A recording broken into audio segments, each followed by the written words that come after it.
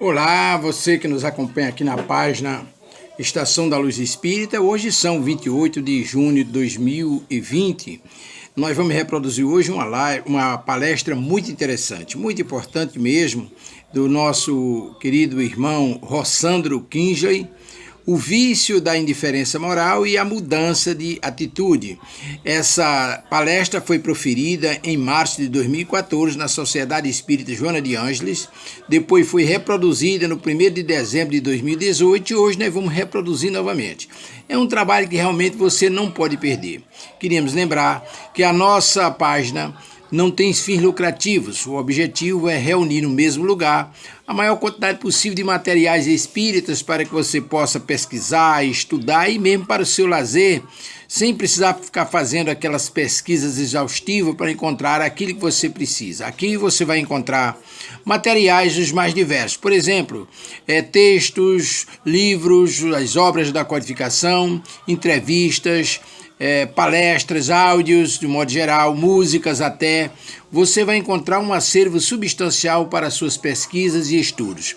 Portanto, queremos agradecer a você que tem nos acompanhado ao longo dessa caminhada e lhe convidar para mais esta palestra de Rossandro Kinsley. Obrigado.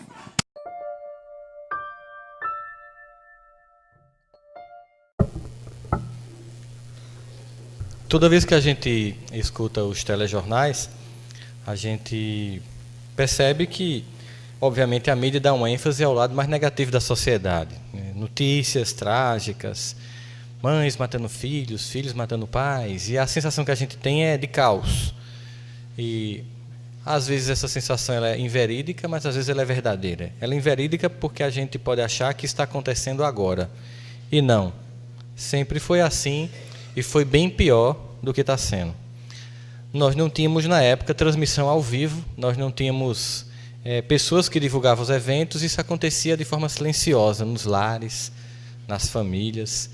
Quando se cria uma lei como a Palmada, embora a gente pudesse questionar dessa lei, porque é uma invasão do Estado na família, mas o grande objetivo é que você evite os espancamentos que a gente via no passado, aquelas agressões às crianças que a gente via e que ficavam impunes, ou quando se cria, por exemplo, um Conselho do Direito da Mulher ou uma Lei Maria da Penha, é para evitar que frases de indiferença moral do tipo em briga de marido e mulher ninguém meta a colher.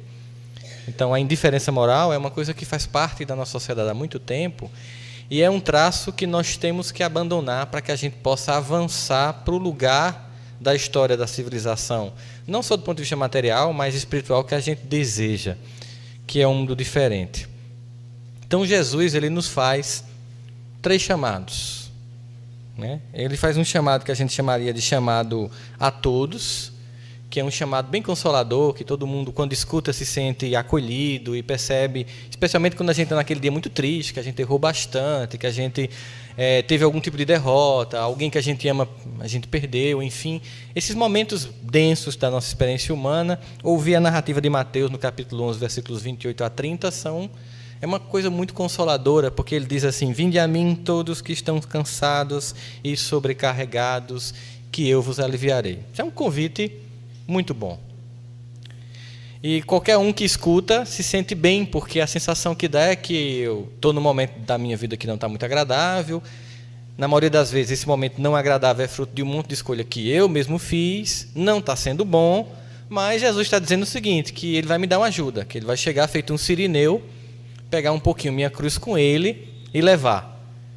Então é mais ou menos como se diz: só Jesus, pega aqui um pouquinho que eu cansei do que eu mesmo estou fazendo. E se a gente se adiantar na leitura dessa própria narrativa que é descrita por Mateus, a gente vai perceber que não é tão simples, porque ele diz assim: aprendei de mim que sou brando e pacífico de coração. Então esse alívio e essa carga leve vem de uma postura de alguém que se permite se colocar leve diante da vida. Se você se coloca como uma pessoa branda e pacífica, obviamente que as coisas que acontecem com todo mundo não vai pesar tanto sobre você. A gente percebe isso, por exemplo, com relação a bullying na escola. O problema do bullying não é o que o indivíduo faz com a criança, a outra criança diz a outra criança. Porque eu acho que aqui todo mundo deve ter tido apelido na infância, né? Eu tinha de 4 olhos, tamborete de forró e por aí, porque eu não crescia, não ficava alto. Então, Todas essas coisas são coisas que marcam as crianças e outras não são marcadas, porque o que vai impactar não é o que uma criança diz à outra, é o que essa criança que escuta absorve. Se ela se impacta, ela fica. Se ela não se impacta, ela tira uma onda, segue e conta brincando aquela história. Mas tem gente que fica traumatizado. Significa dizer que essa criança, ela está levando a sério aquilo que é uma brincadeira, mesmo que seja mordaz e perversa. Porque como a criança não tem senso moral ainda, ela diz o que pensa, mesmo que vá ferir alguém. Mas nós temos a capacidade de, educando os filhos, moldá-los não a se tornar moralmente capazes e de, vendo o defeito do outro, não acusar. Mas a gente ensina as crianças a mentir. Tanto que a gente faz aquela velha história, quando o telefone toca, diz, diga que mamãe não está. E como a criança não sabe mentir, ela diz assim para a pessoa, mamãe está dizendo que não está. E aí você fica irritado com a criança. Por que você fica irritado com a criança? Porque a criança disse a verdade. E você vai brigar com ela. Ou então, quando você está falando de sua cunhada, pensando que seu filho não está escutando porque ele está brincando, e você lembra que a criança faz tudo ao mesmo tempo, então ele está brincando, vendo TV, vendo desenho, e está ouvindo o que você está falando. Aí sua cunhada chega e ele faz, mamãe disse que tu é uma bruxa. Aí você arregala os olhos, é tarde, não tem mais nada a ser feito, o estrago já foi feito. E aí você, depois que a sua cunhada vai embora, vai brigar com seu filho. Por quê? Porque ele disse a verdade. Então a gente começa a treinar a mentira e as pessoas começam a ficar sobrecarregadas. Então esse convite de Jesus é um convite plural, é um convite para todo mundo. Você está cansado? Vinde a mim. Agora, esse descansar em mim não é que eu vou pegar o que você está fazendo de errado e vou pegar e segurar para você. Isso que você está fazendo de errado é o que lhe faz ficar sobrecarregado. Se você aprender a mansuetude e a passividade, você se descarrega. Então não é um convite para eu dar uma carona nos seus erros, é um convite para você mudar a atitude de forma que a vida fica leve. E não eu vou continuar errando, né?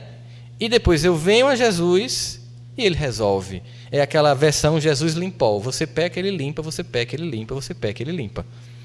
Como aquele que a gente chama de papa-passe, né? Chega no final da reunião para tomar o passe, porque tem gente que diz assim, eu estou tão carregado que eu vou tomar um passe hoje lá não seja. Ele acha que é uma máquina de lavar, pré-espiritual. Ele está carregado, aí ele vem aqui, o pessoal dá um passe, ele está novo, mas ele muda a atitude? Não, ele vai carregar durante a semana para descarregar na quarta. Então é uma visão, vai ficar sempre sobrecarregado, sempre precisando de moletas, e essa situação não vai mudar, vai ficar num ciclo muito grande. E ele não convida para pegar o peso de sua cruz, ele convida para você perceber o quanto ela é leve. Porque, na verdade, se você for comparar com os outros, não com quem está acima, que a gente só faz isso, você vai perceber que ela é leve. E aí você começa a se aliviar. Esse é um convite para todos, um convite fácil de ser aceito. Mas tem um convite que isso é mais individual. Esse convite ele está na narrativa de Mateus também, no capítulo 4, versículo 19. Aí esse é um convite para o trabalhador. Enquanto que o primeiro convite é para toda a humanidade que está cansada, para que ele alivie quando a pessoa mudar a atitude, ele faz um convite para quem quer trabalhar para ele na obra dele. É um convite que ele faz para Simão Pedro, mas que é um convite que a gente faz, que a gente poderia imaginar que é feito para todo aquele que se candidate em alguma escala de serviço para Jesus, que no caso para ele não tem essa coisa de hierarquia ou mais ou menos importantes, mas servir, que ele diz, eu vos farei pescador de homens. É uma proposta. Você quer ser um pescador de homens? Você quer me ajudar na obra da redenção da humanidade? Você quer colaborar na construção de um novo mundo? Aí é um convite mais específico. Na música de Tim Vanessa, poeticamente, o poeta Gladstone ele consegue definir isso muito bem quando ele diz, vem que eu te farei um pescador de homens, se perseverares serás cefas, pedra, e onde a agonia do vazio medra, frutificarás a mitigar a fome. É um convite impactante. Aí é um convite, como eu que tenho fome, posso mitigar a fome de alguém? Como eu que tenho sede de justiça, posso contribuir para saciar a sede de justiça de alguém? Como eu que tenho imperfeições, posso saciar os que imperfeitos buscam a perfectibilidade junto a Jesus? É entender que nesse chamamento não é o chamamento para os puros, para os justos e para os bons. Não. é para aqueles que estão com problemas. Esse convite é para qualquer um de nós, não é algo que a gente tem que esperar um sinal, né? Porque diz, não, eu estou esperando que um sinal, né? Alguma coisa. Se for homem, pede legenda, né? Porque sinal a mulher capta, homem tem que ter legenda para ficar mais claro o sinal. Então, assim, alguma coisa, sei lá, talvez uma mensagem, uma psicografia, cada um quer uma coisa especial, VIP. Não, agora foi para mim. Esse é para mim. Não, esse convite é para todo mundo. Porque para servir, não precisa de uma tarefa específica, como muita gente imagina. Quando você cumpre o seu papel, você pode não imaginar, mas você está servindo. Hoje eu estava falando para professores daqui de Campina, e uma senhora se levantou no final da palestra para dar o testemunho dela, de alguém que há 22 anos é professora de uma escola pública no Pedregal. Quer um currículo de serviço a Jesus melhor do que esse? Está esperando que você tenha que vir para aqui fazer uma palestra, a coisa mais fácil do mundo? Num bairro de classe média, né? Vai para uma zona periférica violenta da cidade, educar almas, que você está trabalhando para Jesus há muito tempo. Então, esse servir e esse pescar é em todas as condições. Aí é um convite que ele implica uma certa responsabilidade, porque aí eu faço assim, poxa, aí agora eu vou ter que pensar mais no que eu faço, porque eu vou ter que me aproximar daquilo que foi a leitura que foi feita, que é a leitura da proximidade entre o discurso e aquilo que a gente propõe como prática de vida no cotidiano da gente. Porque aí o meu convencimento das pessoas de que a minha proposta é interessante não é de que o meu discurso seja o mais alto, o mais proeminente, o mais poderoso ou o mais bem divulgado na mídia. Não. Aquilo que de fato vai impactar numa humanidade descrente dos discursos vazios que se perderam ao longo da história é exemplo puro e simples. Que é quando eu enxergo no outro que ele consegue viver pouco daquilo que ele já entende como princípio para ele. E aí esse é um convite. E aí, será que o discípulo vacila ou não vacila? Será que a gente, quando assim aceita, né, a gente fica convicto? É isso que acontece com Pedro? Ele fica convicto? Ele em nenhum momento vacila? Ele vacila no Gólgota, porque quando Jesus está lá orando, os discípulos dormem. E a primeira pessoa que ele chama a atenção, ele diz, Pedro, nem tu velas por mim? Depois, lá no Mar da Galileia, Pedro vem andando, afunda. E eu me lembro de uma piada evangélica que a gente fazia na minha época de presbiteriano, era o apóstolo Bully, homem de pouca fé, né? Porque ele cai, vacila, e a gente tinha uma piada, rapaz, você não viu as pedras não, Jesus estava pelas pedras andando. Então aquelas brincadeiras para dar conta de alguém que na hora de um testemunho maior, aí, peraí, será que eu aguento o tranco? Aí a gente vacila, alguns dão um beijo, trai e vai-se embora, outros somem, nem negar, porque Pedro ainda nega, os outros nem aparecem, só um vai para o Gólgota. São os discípulos dele, somos nós. Ninguém especial, com altas competências e bem capaz de servir, mas pessoas em processo de servir e ao mesmo tempo construir em si. Então esse primeiro chamamento é um primeiro chamamento coletivo para todos. O segundo, feito a Pedro, e pode ser feito para qualquer um de nós, é um chamamento para servir. E na terceira revelação, aí tem um chamamento específico para a hora que nós passamos na Terra.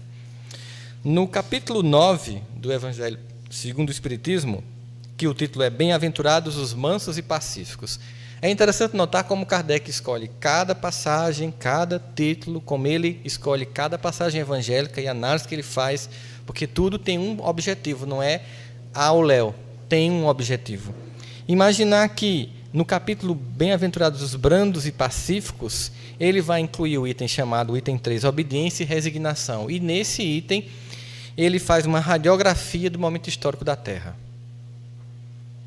Em uma frase, ele faz uma radiografia do momento histórico na Terra.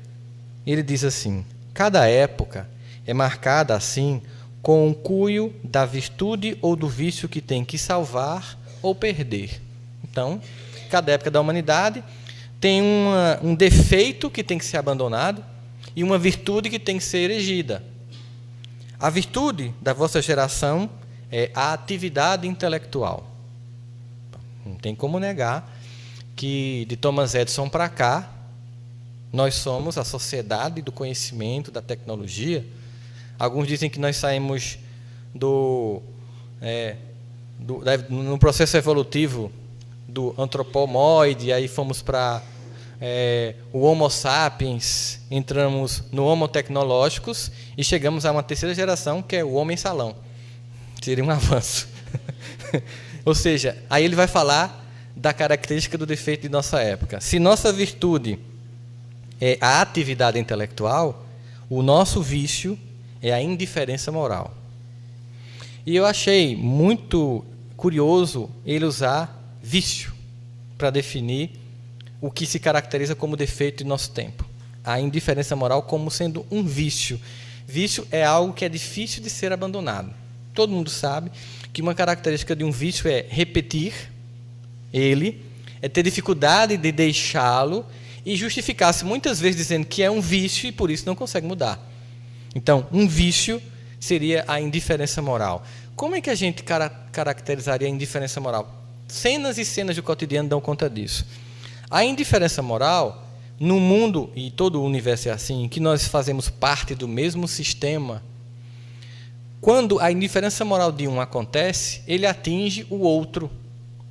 Porque, comumente, a gente pode imaginar que se eu fizer a minha parte, eu estou isento do mal que o mundo tem. Mas acontece que, como eu estou imerso nesse mundo, eu posso ser vítima desse mal, desse mundo, porque eu não sou responsável apenas por minha evolução, ou do meu filho, ou da alguém que eu amo, da minha tribo, ou do meu clubinho, do meu mundinho, dos meus iguais. Somos inteiramente responsáveis pelo desenvolvimento da coletividade. Por isso que em doutrina espírita não temos a ideia de salvação pessoal, mas de redenção coletiva, humana e fraterna. Todos, independente de cor, de raça, de formas de credo, de expressão de fé, todos no processo de redenção. Vício como uma coisa difícil de ser abandonada. Indiferença moral. Eu posso educar meu filho a suportar as injunções de tentações de uma periferia de uma grande cidade como o Rio de Janeiro. E apesar de todo o chamamento para ser aviãozinho do tráfico, eu, como pai e como mãe, posso cumprir um papel e educá-lo, fazê-lo escapar dessas armadilhas tão tentadoras. E mesmo em escola pública, com as dificuldades que nós sabemos que tem, aquela criança crescer, estudar, passar num concurso e aos 23 anos ir para o trabalho. E passando numa passarela, encontra alguém que vem num caminhão, dirigindo numa via de horário proibido para caminhões, que para não ser pego pelas câmaras de tráfego, levanta a caçamba para cobrir a placa e derruba a passarela e mata, fisicamente, óbvio, aquele jovem que os pais conseguiram salvar do mundo do tráfico de drogas e que, apesar da educação que os pais deu, foi vítima da indiferença moral da educação que o pai daquele não deu. Eu não estou ainda aqui questionando que era o momento dele desencarnar. Mas lembremos de Jesus, o escândalo tem de vir, mas ai daquele por quem vier o escândalo. Não é porque ele tem que desencarnar que o outro está justificado em tê-lo matado. Porque houve indiferença moral. A indiferença moral de muita gente. A indiferença moral do guarda que pode ter visto, mas não quis multar porque o caminhão estava indo, ou da lei que não é cumprida. A indiferença moral de tantas pessoas que deixam as coisas acontecer quando um prédio desaba, por exemplo, que é a indiferença moral daquele fiscal que foi lá e recebeu um dinheiro para deixar a obra passar, que é a indiferença moral daquele que está comandando aquele outro e não procura saber se ele está fazendo a contento o que ele tem que fazer. E assim, num conjunto de indiferença moral daquele que vota em alguém apenas porque vai ter um favor político, mesmo sabendo que aquela pessoa não tem compromisso com o coletivo, e quando aquela pessoa não assume esse compromisso, e em não assumindo, complica a vida do coletivo na educação, na saúde, na segurança, mas a pessoa é me agradável ou me prestou um favor, eu estou contribuindo com indiferença moral, e aí quando a gente está sofrendo, a gente pergunta, por quê, meu Deus? Deve ser o karma. Que karma? O passado nem está contando, é o presente que está detonado. Indiferença moral é o chamamento da espiritualidade para o karma que a gente está adquirindo, e não que a gente já tem. E indiferença moral, ela dá conta de uma coisa muito complexa, porque a indiferença é a inação de quem sabe, poderia e sabe, entende como agir. Porque o mal pode ser provocado pela inocência de quem não entende a lei do amor. Mas a indiferença é provocada por quem sabe o que é certo, mas não faz. E sobre esse tipo de atitude, há um peso muito maior no compromisso que nós temos com a lei. Então, esse chamamento é um chamamento para os dias de hoje. E aí a gente imaginar obediência e resignação como o título de um capítulo que vai falar sobre indiferença moral, a gente tem que tentar entender como indiferença e vício se contrapõem à obediência e resignação. Porque o título é a proposta da moral a conquistar e o texto é a declaração da imoralidade praticada. Para a gente fazer uma analogia. A proposta seria a construção de um espírito obediente e resignado para que ele combata o vício da indiferença moral. Então, significa dizer que no momento em que há obediência, eu fujo da indiferença. Vamos imaginar isso na educação dos filhos? Um filho obediente aos pais não lhes são indiferentes quando eles envelhecem. Porque um filho que obedece aos pais aprende a respeitar.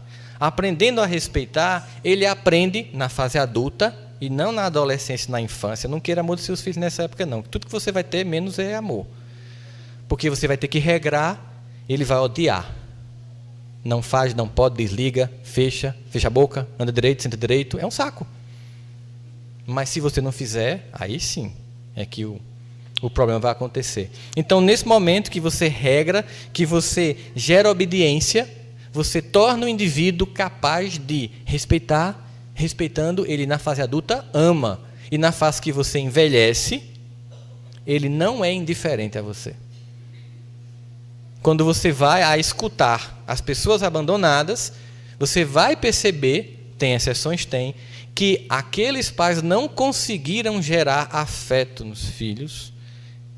E muitos não é porque fizeram gerar ódio, mas porque não se fizeram respeitar.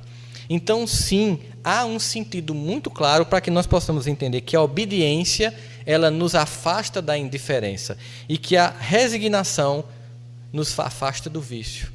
Porque a resignação é a aceitação da disciplina que tem que vir para a mudança. E aí, no conceito que Joana nos apresenta, afinal, as obras subsidiárias, o que não são, senão uma leitura cada vez mais aprofundada das obras básicas. Então, quando Joana vai falar de resignação, ela acrescenta a ideia de uma resignação dinâmica, que não é uma resignação pura e simples do tipo do sertanejo que faz, se chover, hoje não é o dia que se chover, aí o inverno é bom, né? Hoje é o dia de Santo Antônio e São José. São José, olha os santos, então é São José, né? Então, se chover hoje, então, tomara que esse presságio continue, que a gente está precisando, né? Com o buqueirão seco. Então, a ideia é essa, de que se eu tenho aquele componente de resignação, eu consigo combater o vício. Porque na resignação, Joana acrescenta até... E eu nem falei de homem-bomba hoje, foi bom, né? Porque naquele dia eu falei de homem-bomba. Deixa eu terminar. Concorrência. É o 13, né? E haja caridade. Brincadeira, só para relaxar. O que acontece? A dinâmica na resignação é a condição essencial para a mudança. Porque significa dizer, eu aceito a condição na qual me encontro momentaneamente, para não entrar num processo de reclamação e entrar nesse processo de reclamação, eu passo a não ser grato a Deus por tudo que eu tenho, porque se eu estou reclamando, eu não estou sendo grato. Então, eu aceito temporariamente uma condição que eu crio uma dinâmica para mudar. Então, eu aceito o meu limite de agora, mas inicio agora uma dinâmica de mudança para que amanhã esse limite já não seja mais presente na minha vida. Aí você sente que é possível aceitar e, na aceitação, desenvolver a mudança. Então, a obediência nos tira da indiferença e a resignação nos tira do vício. Por isso que o título é as virtudes a desenvolver e o texto é a moral a imoralidade a ser combatida, por assim dizer. Nesse processo, nós estamos vendo aí, tem 2 minisséries muito interessantes que eu comecei a assistir. Uma chama The Game of Thrones, não sei se vocês assistem, que é a Guerra dos Tronos, que é uma ficção de uma uma suposta Idade Média ficcional, onde há uma luta por 7 reinos para esse trono de ferro. Além desses 7 reinos, outras realidades de uma muralha de gelo que tem uma outra civilização acontece, mas toda a trama do The Game of Thrones trata da luta pelo poder. E quando você assiste a crueldade com que isso se dá e compara com a Idade Média, e aí você compara com uma outra minissérie que hoje é a mais assistida do mundo, especialmente porque nenhum político perde, que chama House of Cards, que é os bastidores da política em Washington. E aí você compara The Game of Thrones com House of Cards, ou seja, como era a luta pelo poder no mundo medieval e como é a luta pelo poder no mundo hoje, você constata que, não obstante o fato de que a luta pelo poder, para alcançá-lo, os homens não medem consequências, a forma como eles chegam lá é menos danosa a cada período e ciclo histórico. Bem menos danosa. Mesmo assim, é chocante, e eu fico imaginando, se nós estamos vendo uma descrição romanceada dos bastidores da política na democracia mais consolidada da história humana, em mais de 200 anos ininterrupto de democracia, eu nem quero imaginar o que seria um House of Cards de Brasília.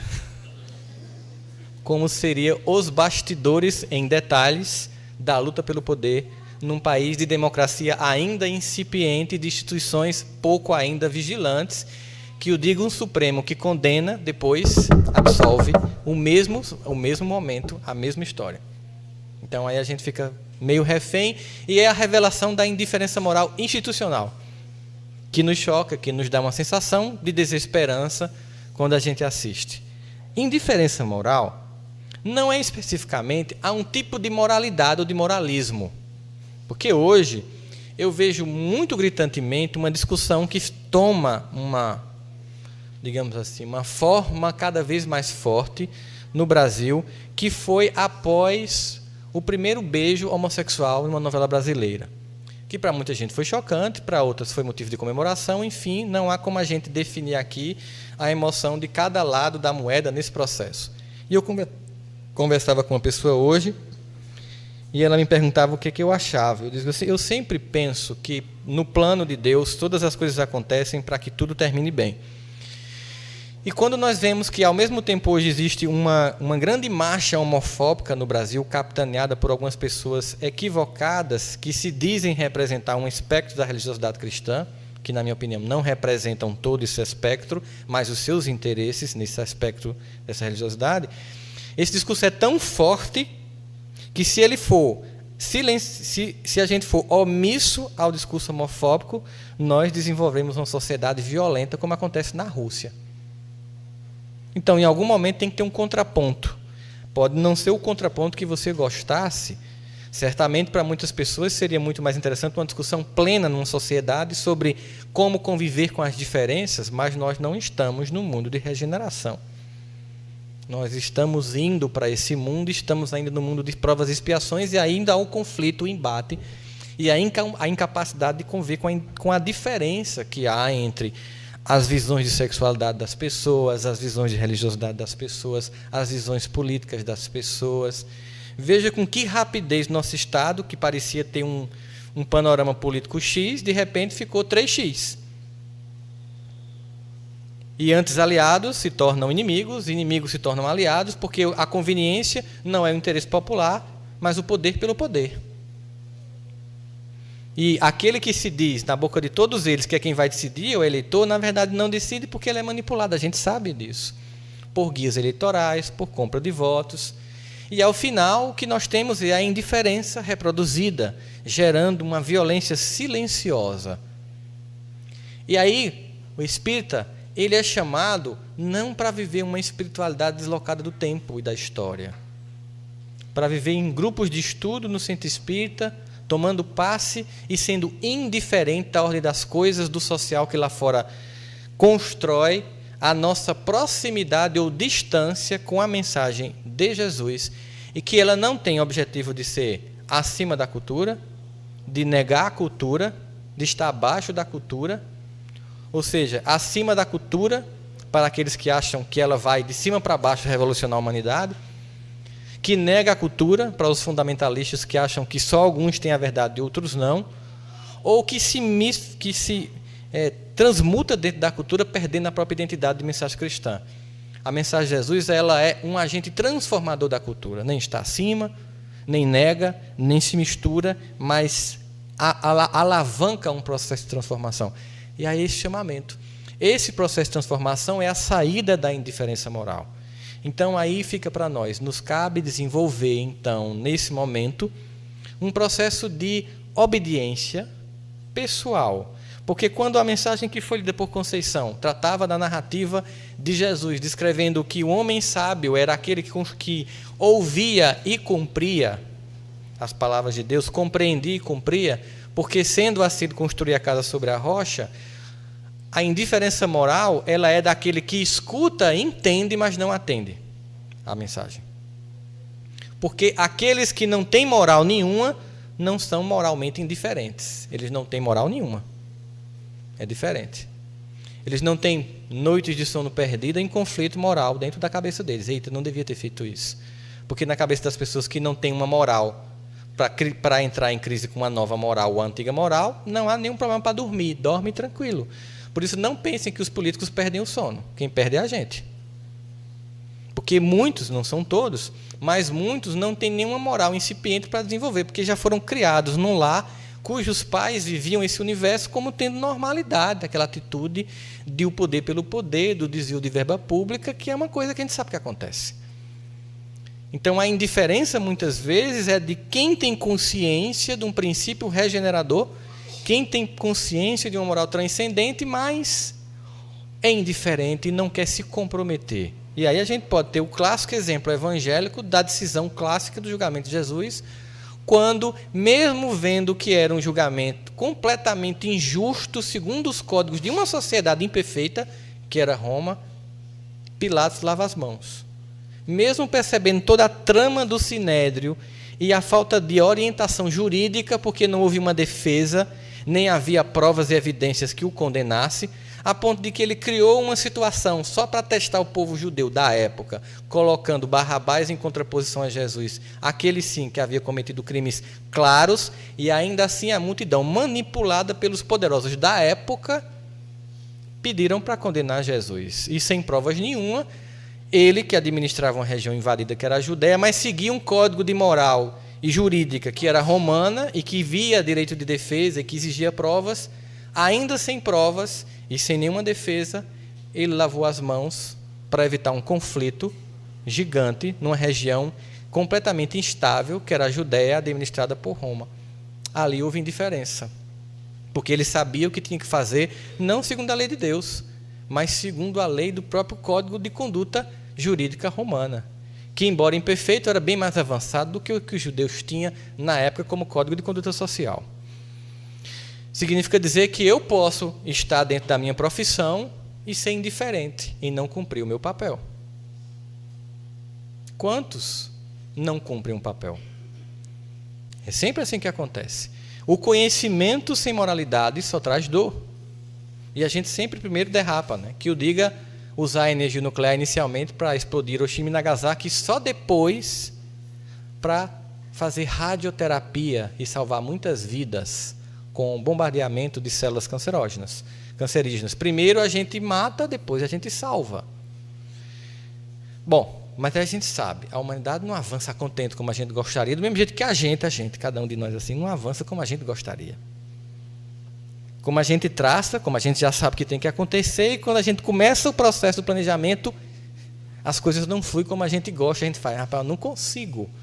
Então a humanidade avança, mesmo que seja conforme a música de Lulu Santos, a passo de formiga e sem vontade, mas avança. Mas quando a gente recebe esse chamamento de, primeiro, vinde a mim, que estás cansado, aprendendo comigo que sou brando e pacífico de coração, ou seja, essa suavidade, essa justiça que eu procuro, vai vir quando eu me tornar brando e pacífico, porque eu saio da zona de conflito.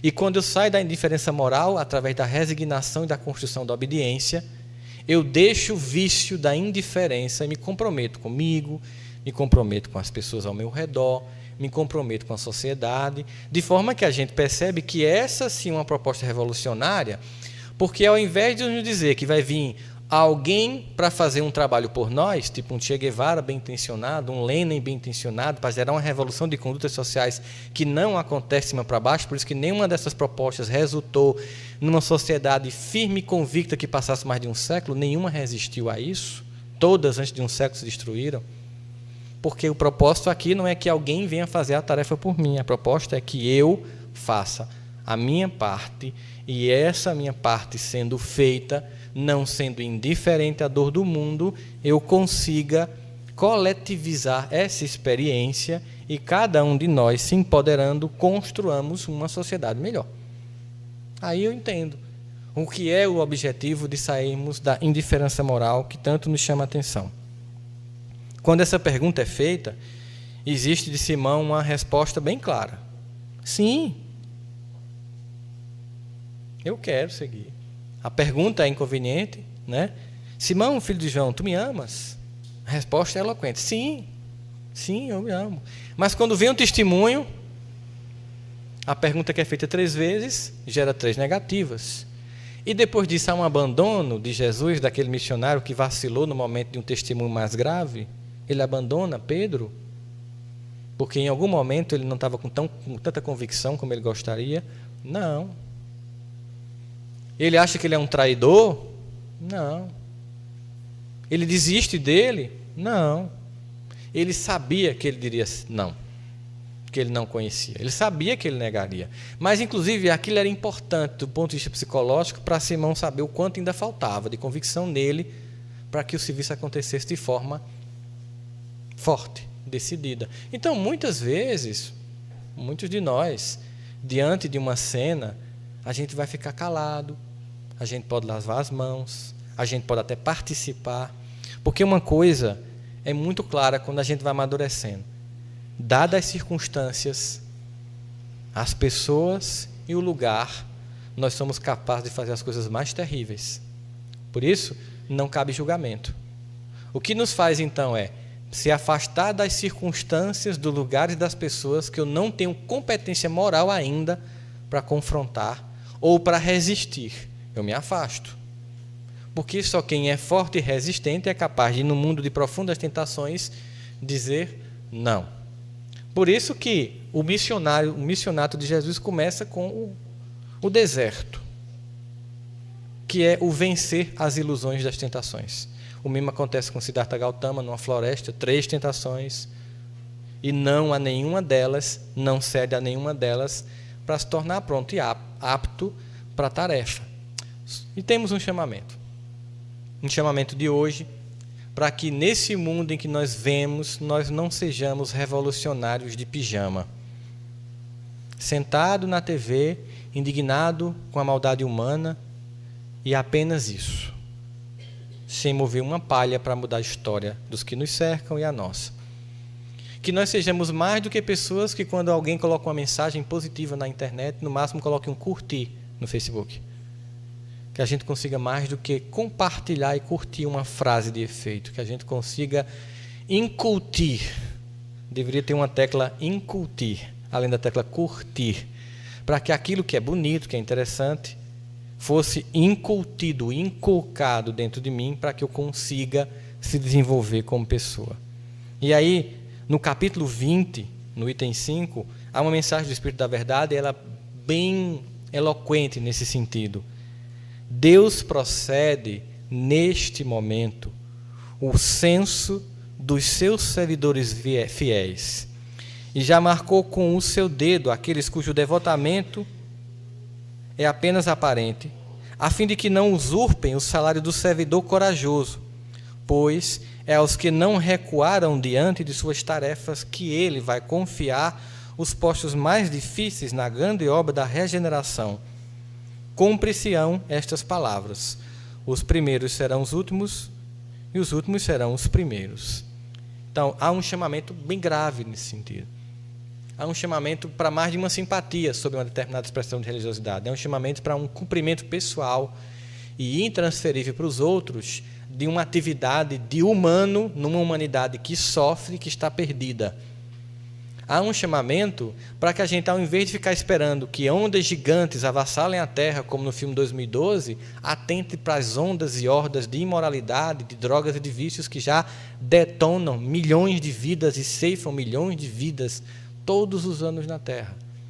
Há um chamamento para que, ao menos no seu lar, você cumpra o papel de salvar as almas que Deus colocou na sua vida para ser filhos seus.